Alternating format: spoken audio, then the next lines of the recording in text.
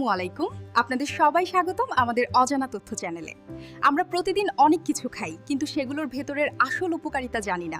আজ আমরা জানবো এমন এক প্রাকৃতিক জিনিসের গল্প, যেটা ওষুধ না হয়েও ওষুধের মতো কাজ করে হলো, আর তা হলো মধু। আছে, চলুন দেখে আসি মধু কিভাবে আমাদের শরীরকে সুস্থ রাখতে সাহায্য করে। আজকাল আমার খুব দুর্বল লাগে।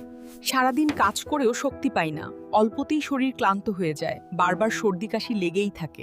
বাবা, তাহলে কি তোমাকে সবসময় ওষুধ খেতে হবে? প্রাকৃতিক কোনো খাবার কি নেই যেটা শরীরকে ভেতর থেকে শক্তিশালী করতে পারে? ডাক্তার বললেন, সব সমস্যার সমাধান সব সময় ট্যাবলেট নয়। প্রকৃতিতে এমন অনেক খাবার আছে যেগুলো নিয়মিত খেলে শরীরের রোগ প্রতিরোধ ক্ষমতা বাড়ে এবং ধীরে ধীরে শরীরকে সুস্থ করে তোলে। প্রকৃতির এসব উপকারী খাবারের মধ্যে রয়েছে মধু এবং কালোজিরা।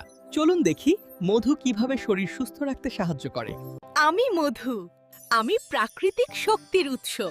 আমি কাশি কমাতে সাহায্য করি, হজম শক্তিশালী করি, দুর্বল শরীরে আমি ধীরে ধীরে শক্তি যোগাই। কিন্তু আমার সাথে যদি কালোজিরা যোগ করা হয়, তাহলে আমাদের উপকারিতা আরো বহুগুণ বেড়ে যায়। মনে রাখবেন, আমরা কোনো ম্যাজিক না, নিয়ম মেনে পরিমিত ব্যবহারই সুস্থ থাকার আসল চাবিকাঠি।